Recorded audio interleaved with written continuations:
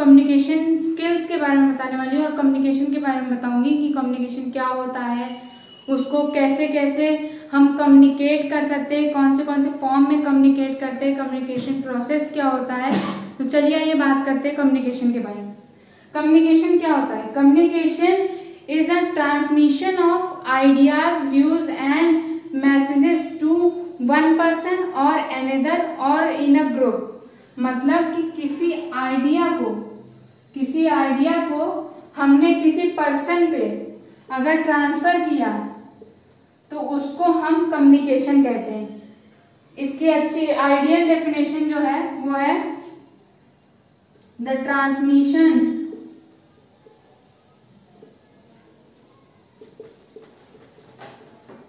Of ideas and views, messages and thoughts to one person or in a group। यानी आप किसी चीज को, यानी कोई भी थॉट या भी कोई भी चीज जो ऐसी आपके माइंड में आई है उसको किसी ग्रुप में या किसी एक इंडिविजुअल पर्सन के साथ आप जब शेयर करते हो या ट्रांसमिशन करते हो उस चीज का, तो उसे कम्युनिकेशन कहा जाता है। कम्युनिकेशन दो प्रकार के हो सकते हैं, एक फॉर्मल कम्युनिकेशन हो सकता है और एक इनफॉर्मल कम्युनिकेशन हो सकता है। फॉर्मल कम्युनिकेशन किस तरह का होता है? अगर आप कहीं जॉब करते हैं तो आप फॉर्मल कम्युनिकेशन करेंगे अपने ऑफिसर से या आपसे जो सुपीरियर है उससे। जब आप कम्युनिकेट करेंगे तो आप फॉर्मल कम्युनिकेशन करेंगे। मतलब कि फॉर्मल कम्युनिकेशन कैसे होता है ये जानते हैं।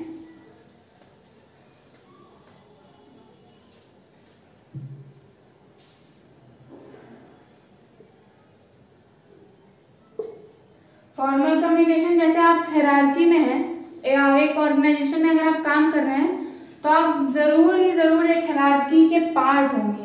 Hierarchy it means top to bottom. Top to bottom में मान लीजिए हमारे ऑर्गेनाइजेशन में सबसे सुपीरियर कौन होता है ऑर्गेनाइजेशन में? सीईओ होता है, चीफ एग्जीक्यूटिव ऑफिसर। और सबसे छोटा कौन होता है? वर्कर। इसके बीच आते हैं जनरल मैनेजर, इसके ऊपर आते हैं एम्प्लॉयज,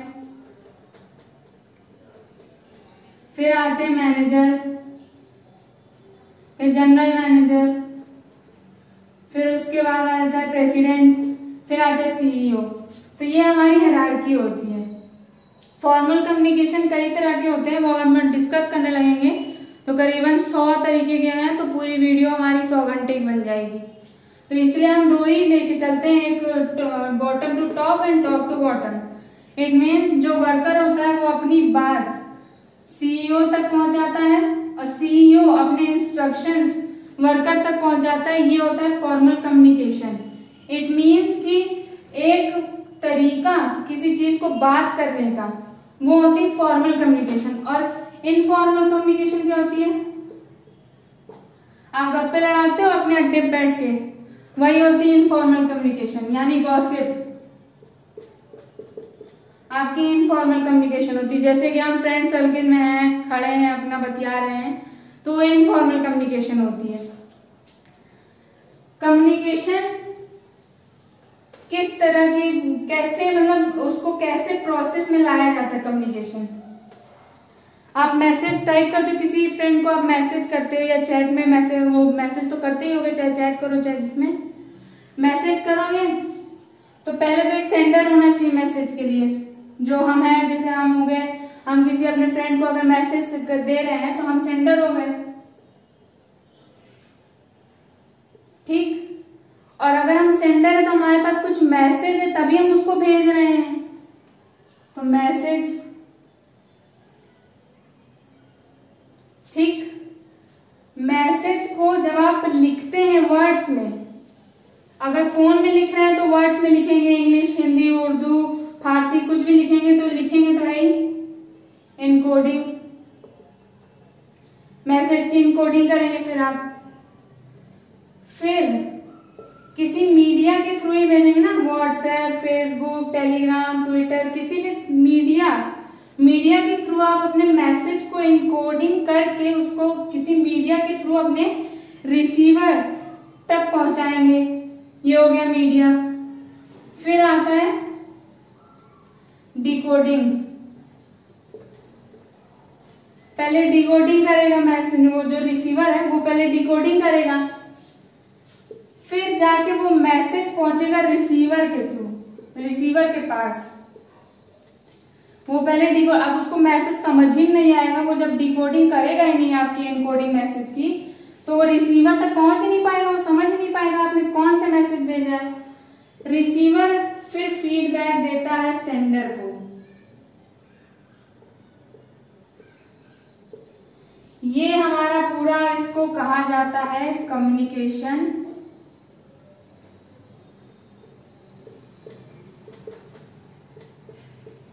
प्रोसेस।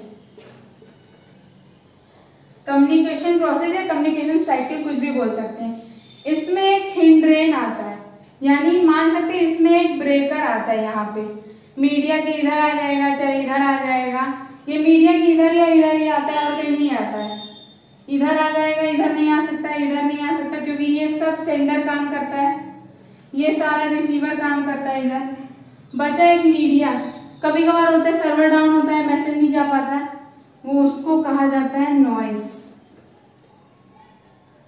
नॉइस एक तरीके का आपका हिंड्रेन होता है, मतलब टांग अड़ाने वाला, इंटरफेरेंस वाला जो चीज है हमारी कम्युनिकेशन साइकिल में, वो होता है नॉइस।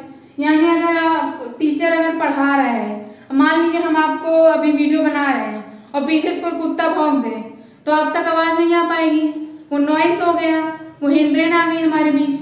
तो वही होता है कम्युनिकेशन साइकिल को फिर वो तोड़ देगा। तो वही होता है हमारा एक नॉइज, जो आपसे पूछ सकता है कि कम्युनिकेशन प्रोसेस में एक ऐसा कौन सा इंटरफेरेंस डिवाइस है जो बीच में आता है और कम्युनिकेशन साइकिल को तोड़ देता है। तो वो आपका जवाब होना चाहिए नॉइज। और भी कई सारे वो है बैरियर्स हैं जो कम्युनिकेशन करने में आपके बहुत ज्यादा बाधा आते हैं, और उसको आप कैसे हटा सकते हैं, चलिए आइए उसके बारे में बात करते हैं। पहला है सीमेंटिक बैरियर। ये सीमेंट वो वाला मत समझ लीजिएगा, वो घर बनाने वाला सीमेंट नहीं है। इसको कहते हैं सीमेंटिक बैरियर। वो बैरियर्स होते हैं जहां वर्ड्स की डिफरेंट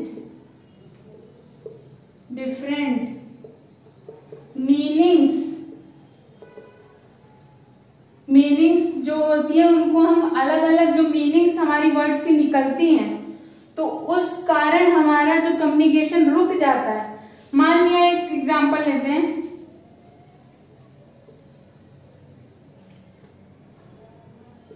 रोको मत मारो, रोको मत मारो, ठीक। रोको मत मारो ये आप कैसे पढ़ेंगे? रुको मत मारो ऐसे पढ़ सकते हैं, रुको मत मारो, रुको मत मारो।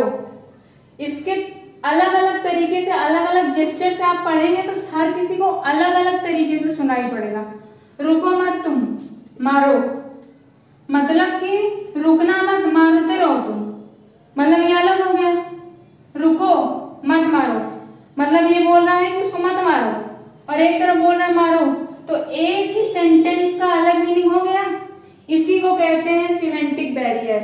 इट मीन्स कि अगर आप कोई वर्ड बोल रहा है, आप अगर सेंडर कोई वर्ड मैसेज किया और उसके कोई अलग भी मतलब है, तो अगर रिसीवर उसको समझ लिया तो वो वहां कम्युनिकेशन जो होना चाहिए था वो नहीं होगा।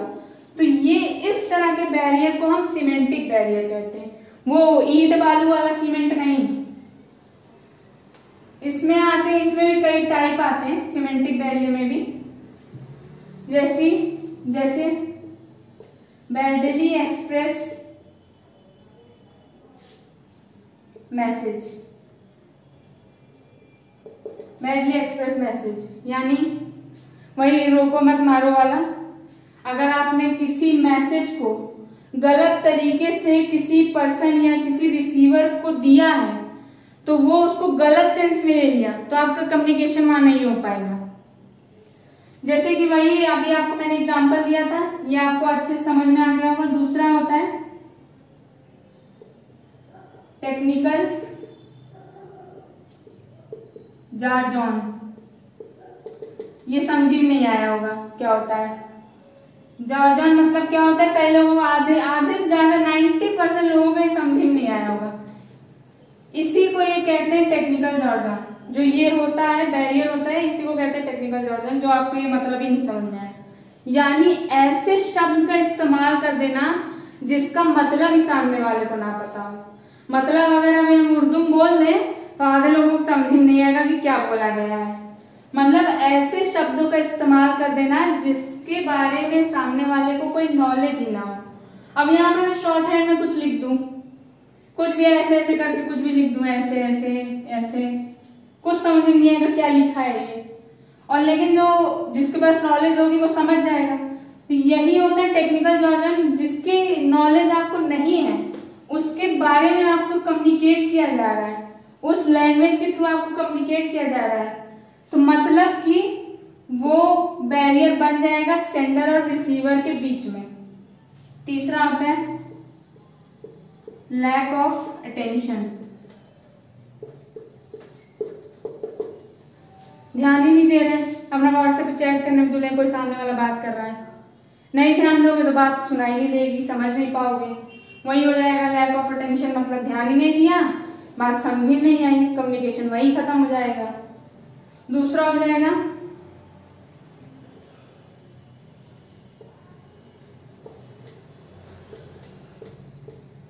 Lack of transmission.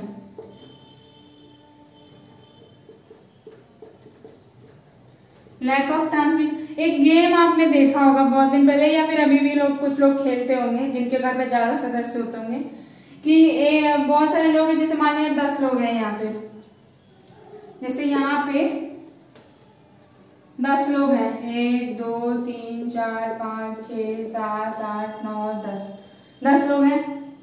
अब इसमें इसने इनके कान में कहा ईना मीना ढीका, ठीक, इसने कहा मीना ईना ढीका, इसने कुछ और कहा इससे, इसने कुछ और कहा, इसने कुछ और कहा, इसने कुछ और कहा, इसने कुछ और कहा, लास्ट इस तक ये रिसीवर के पास, ये मान लिया ये सेंडर है और ये रिसीवर है, इसके पास कोई अलग है मैसेज जाएगा।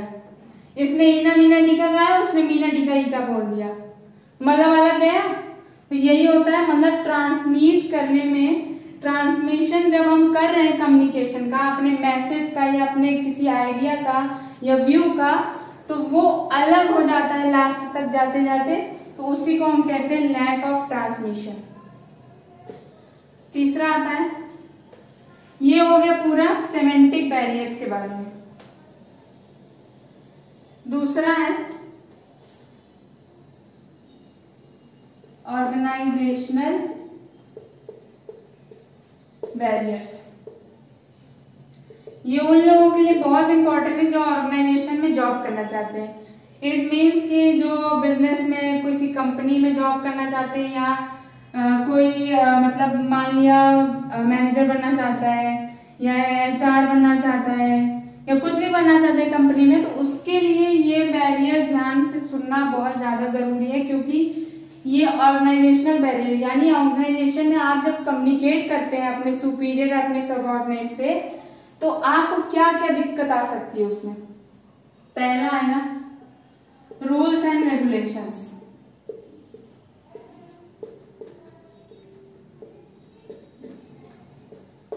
Rules and regulations, rules and regulation क्या आएगा उसमें, ये है अभी मैंने बताया था आपको हायरार्की फॉलो करनी पड़ती है ऑर्गेनाइजेशन में, वो कंपलसरी होता है। आप नहीं फॉलो कर दोगे आपको फायर कर दिया जाएगा उसी वक्त। वर्कर डायरेक्ट CEO से कांटेक्ट नहीं कर सकता है, ना प्रेसिडेंट से कर सकता है, ना जनरल मैनेजर से कर सकता है, ना मैनेजर से कर सकता है, वो सिर्फ एम्प्लॉय से कर सकता है, या फिर वो कौन होता है सुपरवाइजर से कर सकता है, ठीक। ये सिर्फ सुपरवाइजर से कांटेक्ट कर सकता है, वर्कर डायरेक्ट जाके यहाँ नहीं कर सकता कोऑर्डिनेट कम्युनिकेट, और ना ही ये डायरेक्ट इससे कम्युनिकेट कर सकता है। ये भाई हायर पोस्ट में जाके डायरेक्ट थोड़ी ना वर्कर से बात करेगा, ये पहले हो सकता है ये मान लीजिए प्रेसिडेंट से बिना बात करे जाके सीधे उससे मैनेजर से बात कर सकता है, लेकिन वर्कर से बात नहीं करेगा। ये हो गए रूल्स एंड रेगुलेशन जिसकी वजह से कम्युनिकेशन नहीं हो पाता। और ये कुछ और बताया, ये मिर्च मसाला लगा के कुछ और बताया, ये मिर्च मसाला लगा के कुछ और बताया, जाके यहाँ पे सब्जी बन गई। तो यही दिक्कत आएगी कम्युनिकेशन में, यही दिक्कत आती है रूल्स एंड रेगुलेशंस में कि आप इनसे डायरेक्ट कांटेक्ट नहीं कर सकते, आप इनसे डायरेक्ट कांटेक्ट, ये कस्टमर के में नहीं फॉलो होता कि आप किसी एजेंसी में गए हैं तो कस्टमर को बेकार सर्विस मिली तो सीईओ से या मैनेजर से बात नहीं कर सकता, वो अलग होता है। कस्टमर डायरेक्ट बात कर सकता है सीईओ से भी, कंपनी के मालिक से भी डायरेक्ट कस्टमर बात कर सकता है। वो अलग बात है कि बात करने नहीं देते, लेकिन वो बात कर सकता है। वो उसमें नहीं है, जो ऑर्गेनाइजेशन के अंदर काम कर रहे हैं वो उनके लिए है। कुछ लोगों के दिमाग में आया मैम कस्टमर तो बात कर लेते हैं, तो वो कस्टमर ऑर्गेनाइजेशन के अंदर नहीं गिना जाता। दूसरा है ऑर्गेनाइजेशनल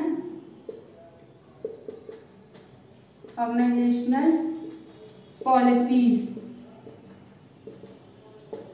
बैठ के पंचायत नहीं कर सकते ऑर्गेनाइजेशन में, फॉर्मल कम्युनिकेशन करना है, कंपलसरी है वो मतलब जरूरी ही जरूरी है।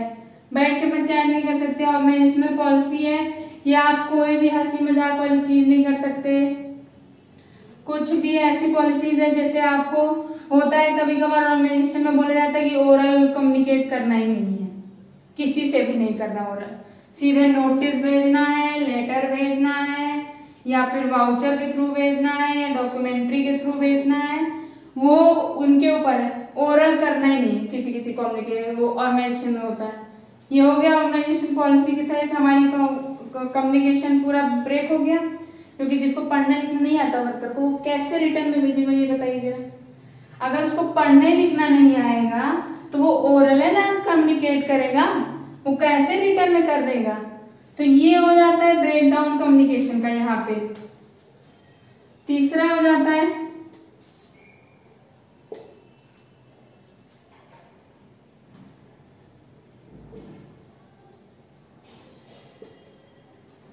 Gesture,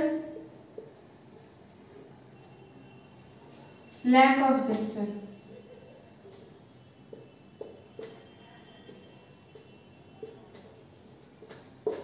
lack of gesture it means, अब मान लिया सीईओ कोई जोक मार रहा है, ठीक, और वो बहुत गुस्से के मूड में है, उसका बॉडी लैंग्वेज जो है वो बहुत गुस्से में है, तो क्या कंफ्यूज नहीं होगा तो सामने वाला इंसान, वर्कर और एम्प्लॉय, मैनेजर जो भी सुन रहा है वो कंफ्यूज हो जाएगा कि ये जोक मार रहा है कि गुस्से में हमको कुछ बोल रहा है। ठीक, सबसे बड़ा और सेकेंडली सबसे इंपॉर्टेंट चीज जो कम्युनिकेशन में होती है वो ही बॉडी लैंग्वेज।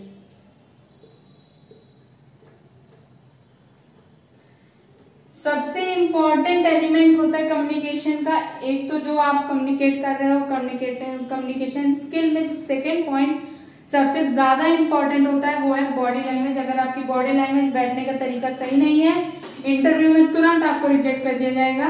किसी भी इंटरव्यू में देखिएगा, किसी भी कम्युनिकेशन स्किल सीखने के लिए किसी के पास भी जाइएगा, सबसे पहले बोलेगा आप अपने खड़े होने का तरीका बदलिए, आप अपने बैठने का बदलिए, बैठने का तरीका सीखिए या बदलिए, कुछ भी बात करने का तरीका बदलिए, थोड़ा हाथ का एक्शन दिखाइए जिससे आप कॉन्फिडेंस महसूस करें या आप सामने वाले को लगे कि आप कॉन्फिडेंट है बोलते वक्त। तो ये सारी चीजें वो बताएगा आपको कि सबसे इंपॉर्टेंट एलिमेंट होता है बॉडी लैंग्वेज। तो वही है लैक ऑफ जेस्चर। अगर आप में बॉडी लैंग्वेज ही नहीं रहेगी कम्युनिकेशन में तो आपका कम्युनिकेशन कभी सक्सेसफुल नहीं होगा। मान लिया वही एग्जाम्पल स्टार्टिंग में लिया था, वही एग्जाम्पल ऐसे, रोको मत मारो, रोको मत मारो। अब इसमें बॉडी लैंग्वेज थोड़ा दया वाली है, तो रोको मत मारो ये वाला नहीं सिंटेक्स बोलेगा। अगर वो दयावान है तो बोलेगा रुको मत मारो, ये बोलेगा वो। और अगर आपकी बॉडी लैंग्वेज गुस्से वाली है और अगर वो बोल दिया रुको मत मारो तो उसको यही लगेगा कि मारने के लिए कह रहा है, रुकने के लिए नहीं कह रहा है। तो यही है सबसे इंपॉर्टेंट एलिमेंट, आपका बॉडी लैंग्वेज बहुत इंपॉर्टेंस रखता है कृपया उस पर ध्यान दीजिए, क्योंकि ये आपके इंटरव्यू में बहुत काम आएगा। तो जो जो बैरियर्स मैंने बताए हैं उसको एक बार ध्यान में रख के आप किसी इंटरव्यू में जा सकते हैं। और आपके लिए, आपकी बात करने के लिए रोजमर्रा की जिंदगी में कम्युनिकेशन बहुत इंपॉर्टेंट लगता है, बॉडी लैंग्वेज भी बहुत इंपॉर्टेंट लगता है। तीसरा है personal barriers. Personal barriers it means aggression. आपको किसी आदमी के ऊपर गुस्सा है, मान लिया ये सामने कोई आदमी खड़ा है मेरे, ये आदमी है, ये दूसरा आदमी है, इसको इस पे गुस्सा है, ये बोलेगा, ये कुछ इंफॉर्मेटिव कोई मैसेज आके इसको देगा, बोलेगा बे यार छोड़, रोज तो यही बोलता है, क्या ध्यान दे इसकी बातों पे। हो गया कम्युनिकेशन खत्म। मतलब कि वो ध्यान ही नहीं देगा इसके ऊपर, वो बोलेगा बे यार ये रोज आके ऐसे झूठ, वही बोलते ना, एक कहानी है कि हाँ रोज वो झूठ बोलता है आके, शेर आ गया शेर आ गया, एक दिन असली में शेर आ जाता है तो कोई बचाने ही नहीं जाता है। वही है कि ये बेवकूफ सारा बनाता रहता है हमेशा, ये इसकी बातों पे ध्यान मत दो, ये बहुत मतलब अजीब टाइप का इंसान है, हमेशा झूठ बोलते रहता है, आज भी झूठ ही बोल रहा होगा, मत ध्यान दो। और जबकि वो सच होगा तो वो वहां पे हो जाएगा कम्युनिकेशन ब्रेक। ठीक। दूसरा वही लैक ऑफ अटेंशन, इसमें भी आएगा कि आप किसी बात को ध्यान मत दो, किसी की बात को।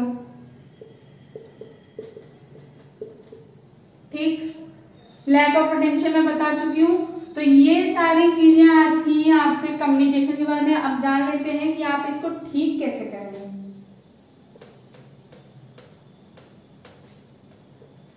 कोई इसका लिखित वो नहीं मैं दे रही हूं कि कैसे ठीक करेंगे, क्योंकि ठीक करना बस एक ही चीज है कि आप जो चीज मैंने बताई है कि ये बैरियर्स आ सकते हैं उस पर ध्यान दीजिए। जैसे अब लैक ऑफ अटेंशन है तो कोई अगर कुछ बोल रहा है तो उसको एक बार सुनिए, अपने पूरे अटेंशन से नहीं तो कम से कम सुनिए और उसके बारे में एक बार सोचिए कि वो क्या बोल रहा है, सही बोल रहा है कि गलत बोल रहा है।